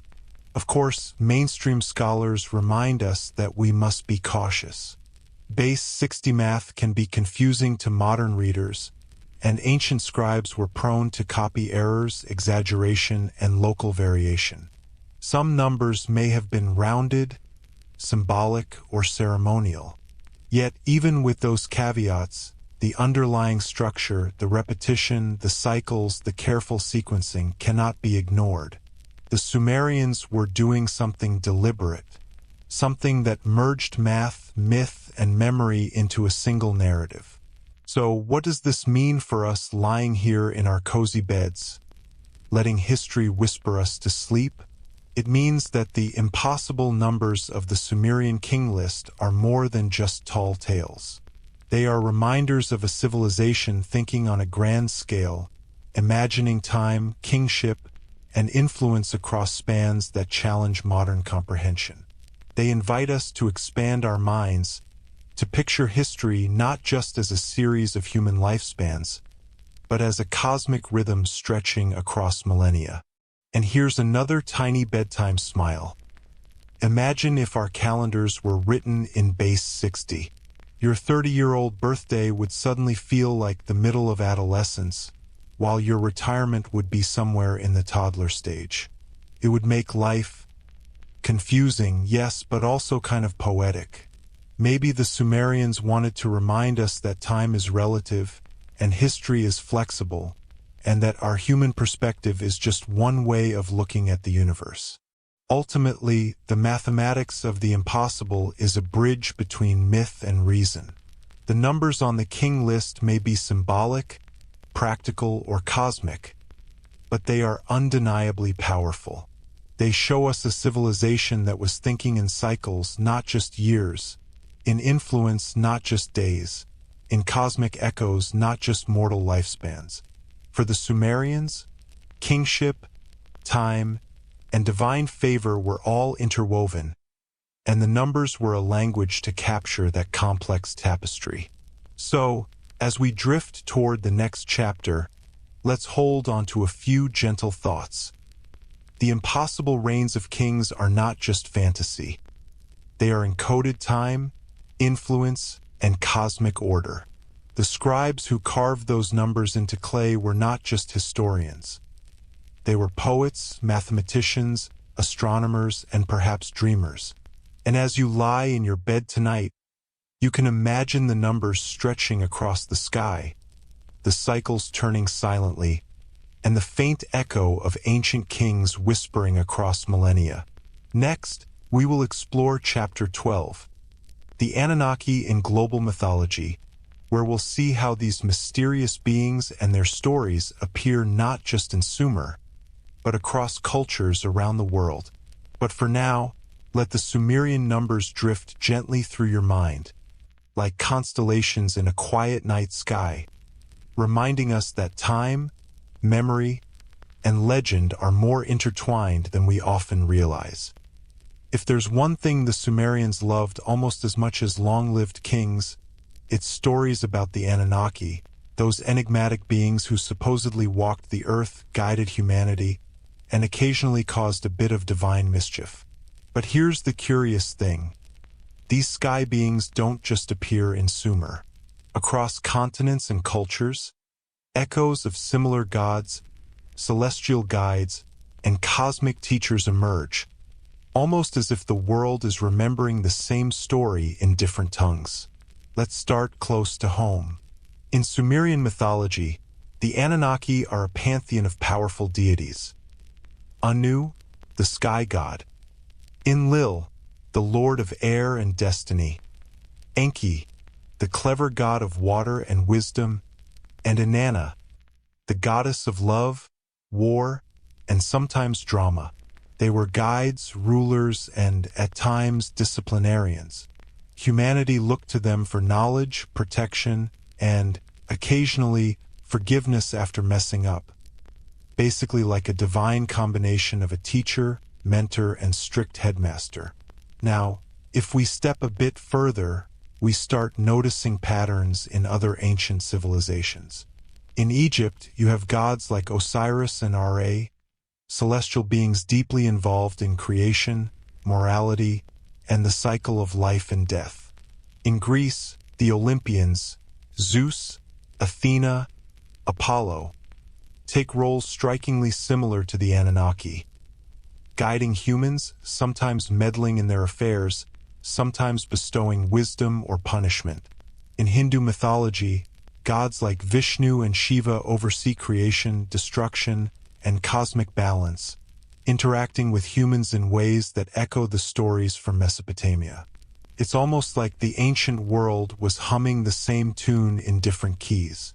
These myths share core themes: creation, divine guidance, judgment, and a bridge between human and cosmic knowledge. And the Anunnaki sit at the center of that melody for the Sumerians, representing both authority and the possibility of contact with higher wisdom. One particularly fascinating angle is how these beings often influence kingship and civilization itself. In Sumer, kingship descended from heaven. The Anunnaki were the source of legitimate authority. Similarly, Egyptian pharaohs claimed divine ancestry, Greek kings were sometimes descended from gods, and early Chinese dynasties often linked their rule to heavenly mandate. It seems humanity has long sought to connect earthly leadership with cosmic or divine order. Maybe it's comforting to believe your boss or your king isn't just a mortal grump, but somehow guided by a higher, cosmic sense of balance. There's also the flood motif. Many of these global myths echo Sumerian tales. Noah's Ark in the Bible, Manu in Hindu texts, Deucalion in Greek mythology, all feature catastrophic floods followed by survival and renewal. And just like in Sumer, post-flood leaders or survivors carry forward knowledge, culture, and divine blessing.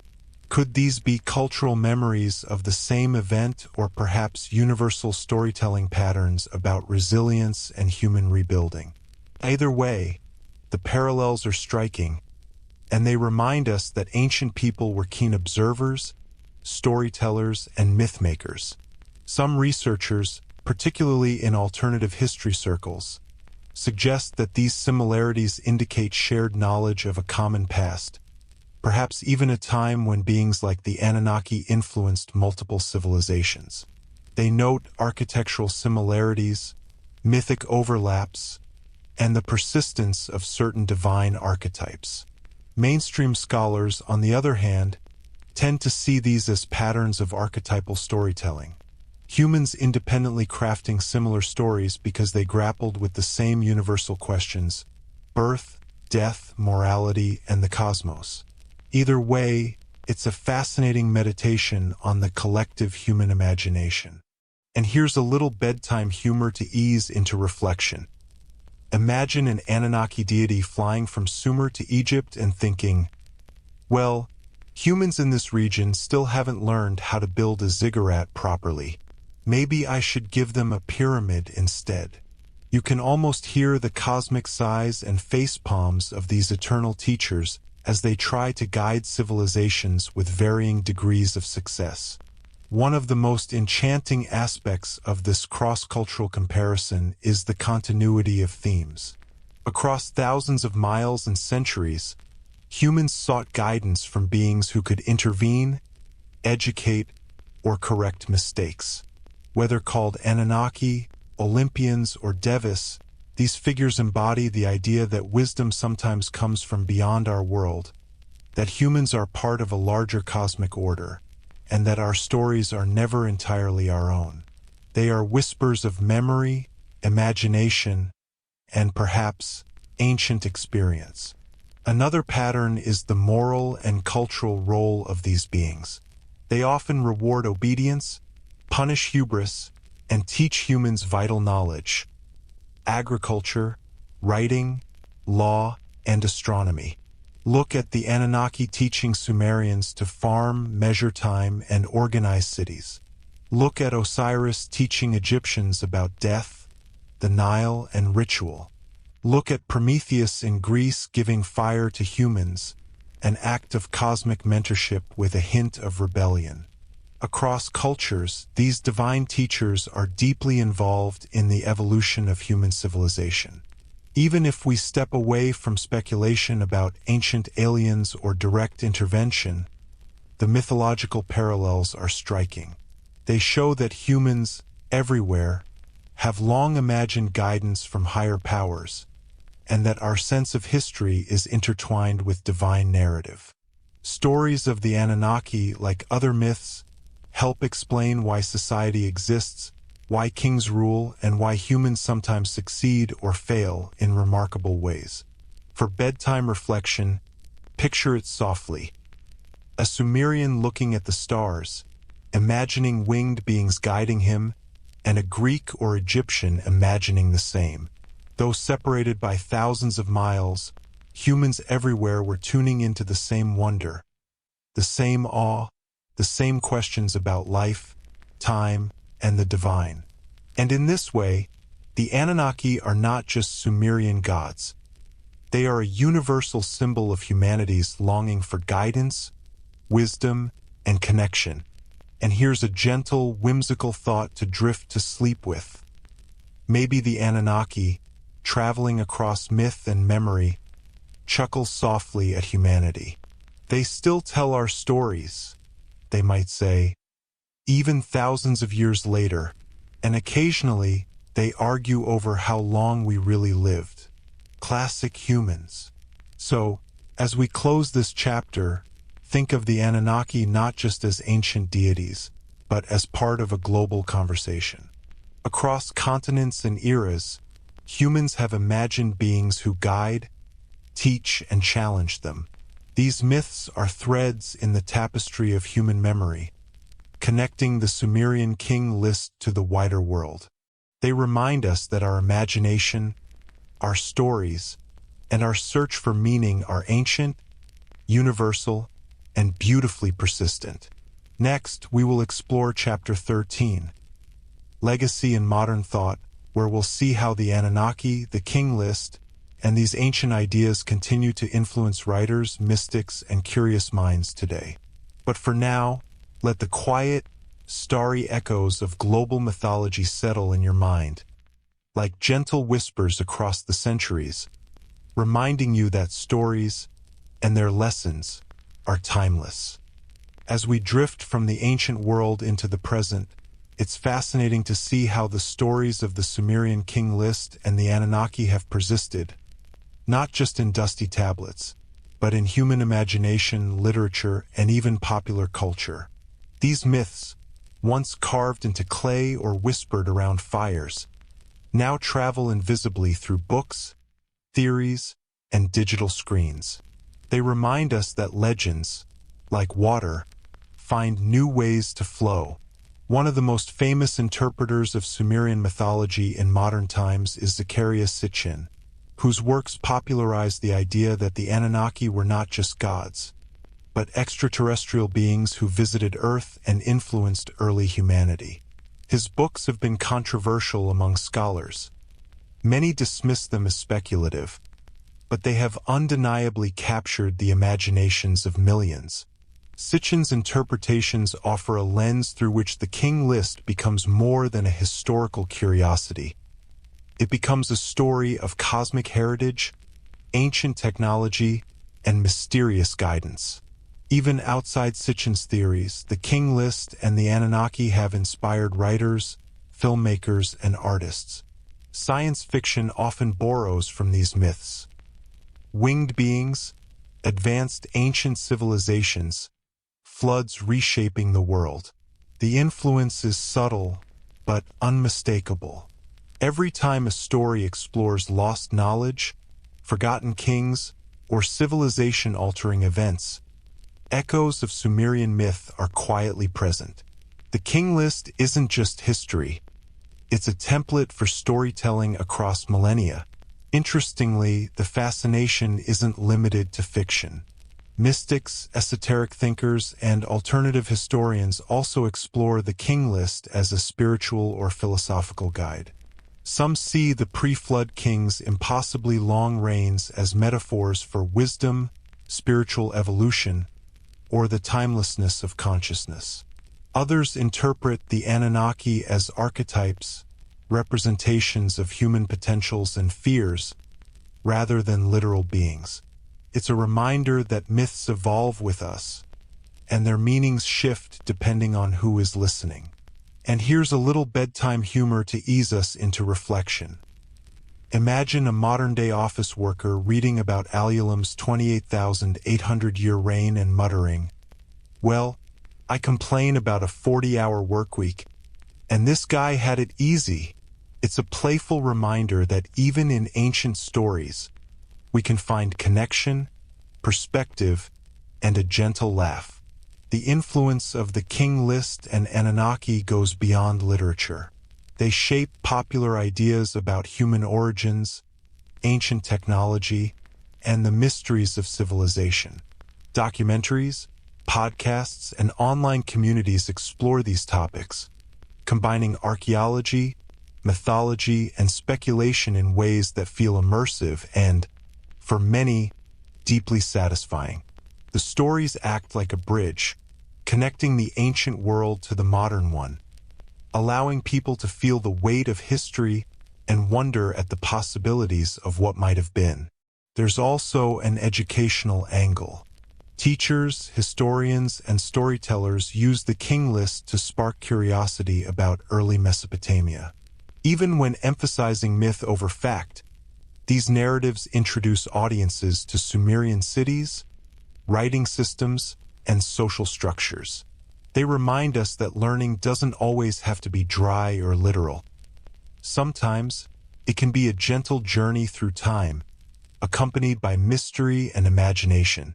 Part of the modern appeal lies in the unanswered questions. Who really wrote the King List? Why are the pre-flood reigns so long? Did the Anunnaki exist as real beings, symbolic guides, or purely mythic constructs?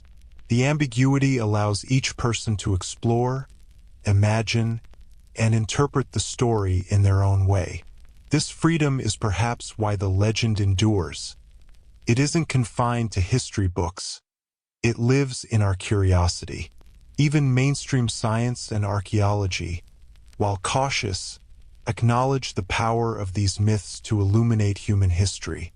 They offer insight into how early civilizations understood kingship, divinity, and time, providing a window into human thought, ambition, and creativity. The King List is, in essence, a mirror of our species' desire to understand itself, to place individual lives within a vast cosmic narrative. Here's a gentle thought for bedtime. The pre-flood kings, the Anunnaki, the clay tablets, all of it survives not just because of archaeologists, but because of humans' persistent desire to remember, interpret, and share stories. Every retelling, every theory, every quiet reflection in the middle of the night keeps the legend alive. It's a legacy not of power or conquest, but of memory, imagination, and wonder. And yes, there's a hint of humor in modern fascination. Think of the countless forums debating whether Alulim was real or the Anunnaki were aliens. Some people take it very seriously, others with playful skepticism. And somehow, that mix of curiosity, debate, and storytelling keeps the legend vibrant, as if the ancient scribes were whispering from beyond time. Keep asking questions. Keep wondering. We're still listening. In some ways, the King List and Anunnaki stories act as time capsules, carrying not just ancient knowledge but also the timeless impulses of human thought. They capture awe, ambition, fear, and hope, all the ingredients that make humans storytellers. By exploring these legends, we are not just learning about Sumer. We are connecting with the very act of imagination, a thread that binds every human generation together. So, as we drift toward the next chapter, consider this: The legacy of the Sumerian King List isn't confined to tablets or temples. It lives in our stories, our theories, and our fascination with the unknown. It reminds us that humanity has always been drawn to wonder, always curious about origins, the divine, and our place in the cosmos. And perhaps, in some quiet, poetic sense, the Anunnaki still watch over us, not as literal beings, but as symbols of our collective imagination, urging us to explore, question, and dream. Next, we will explore Chapter 14, the symbolism of immortality, reflecting on the meaning behind long reigns, divine kingship, and humanity's fascination with eternity. But for now, let the soft hum of ancient kings, winged guides, and enduring legends settle in your mind, like a gentle lullaby stretching across millennia. When we read that pre-flood kings ruled for tens of thousands of years, it's easy to be dazzled by the sheer numbers. But if we pause and reflect, these impossibly long reigns aren't just about counting years. They're about symbolism, aspiration, and humanity's longing for eternity. In other words, immortality wasn't just literal for the Sumerians. It was poetic, philosophical, and deeply cultural. Think of a Sumerian scribe carefully etching the name of Alulim onto a clay tablet. Alulim ruled for 28,800 years, and the scribe wasn't just recording history. He was capturing a concept of perfection and completeness. The king wasn't merely a human ruler.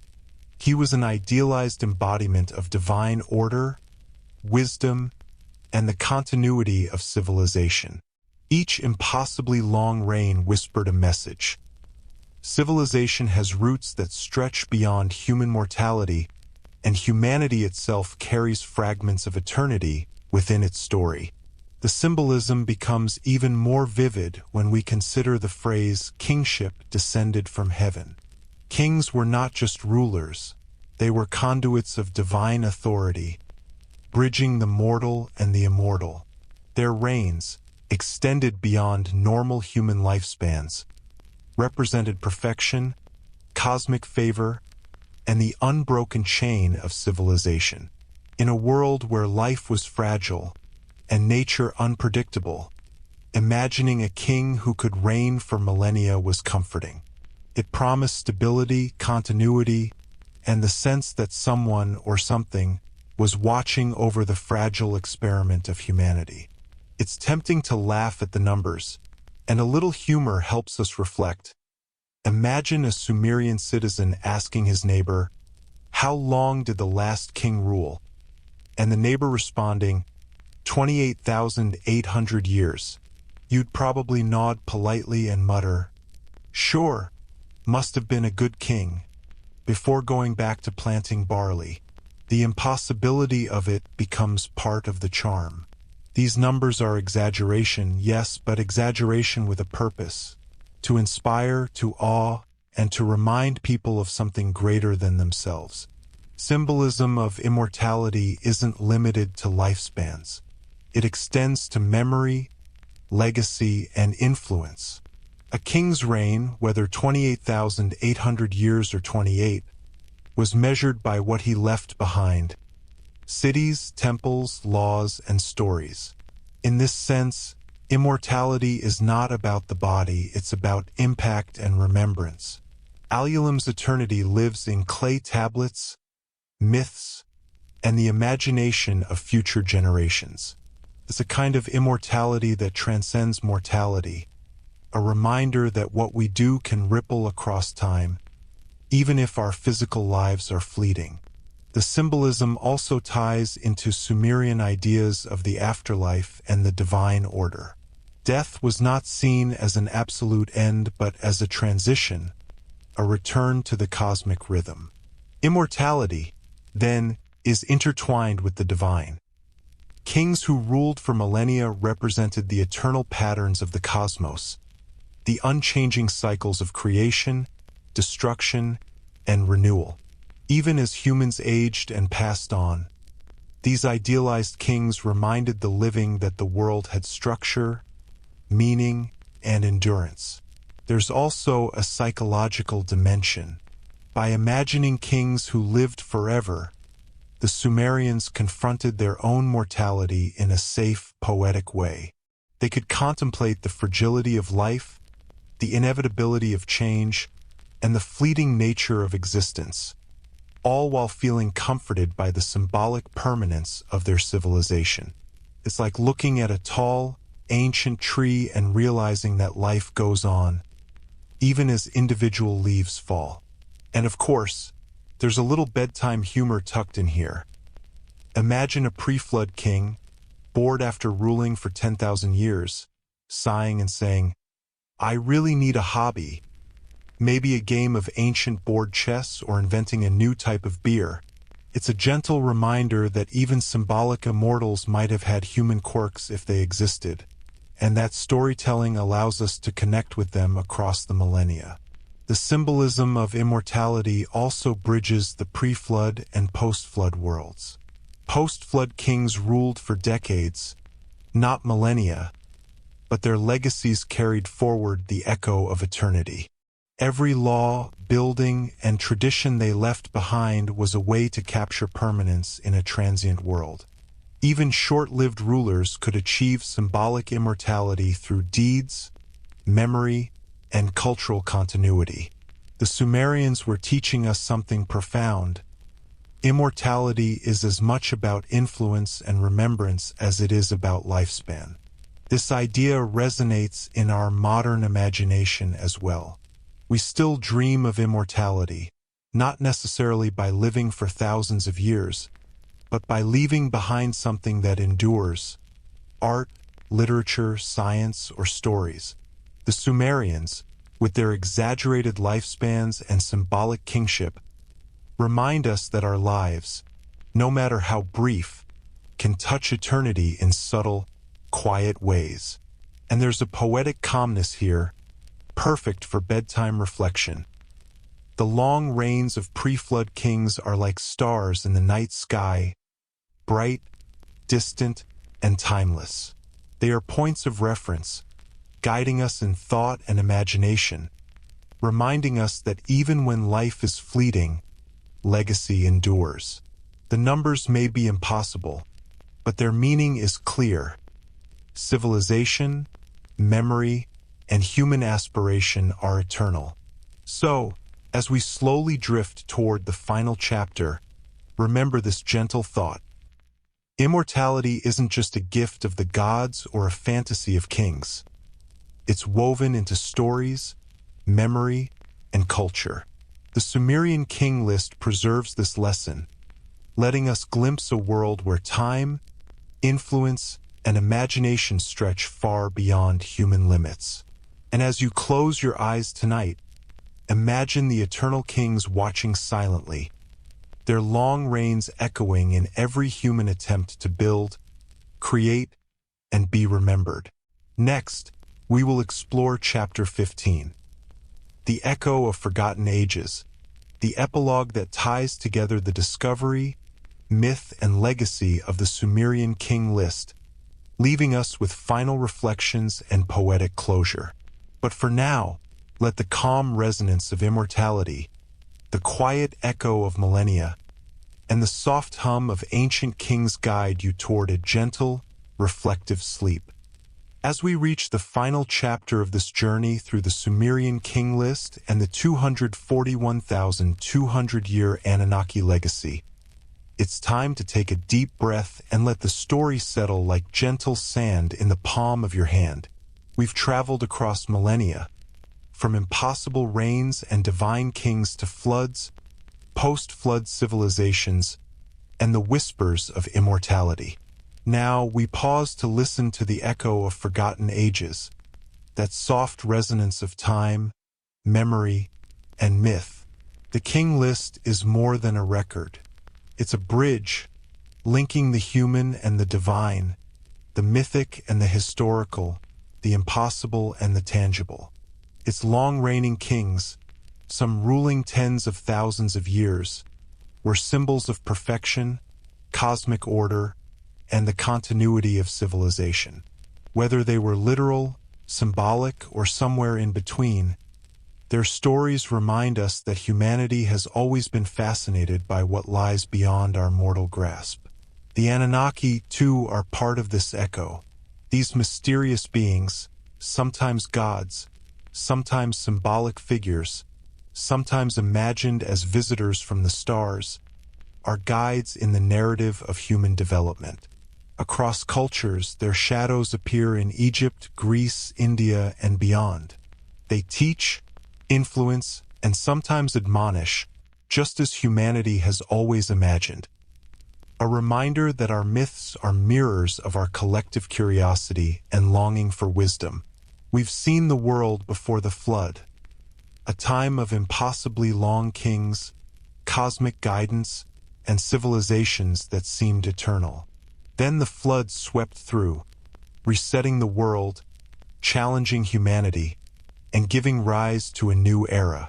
Post-flood kings were human in lifespan, yet their legacies carried forward the echoes of eternity, teaching us that even when life is fleeting, memory, influence, and culture endure. Civilization is resilient. Humans are resilient, and stories persist across millennia. Here's a gentle thought for bedtime. Imagine yourself wandering through a Sumerian city after the flood. The ziggurats are rising again, streets are being rebuilt, and scribes carefully record every king's name. You pass by a tablet and feel the weight of history. You realize that the lives of kings, scribes, and ordinary people are not just stories. They are threads woven into the vast tapestry of human memory, connecting past, present, and future.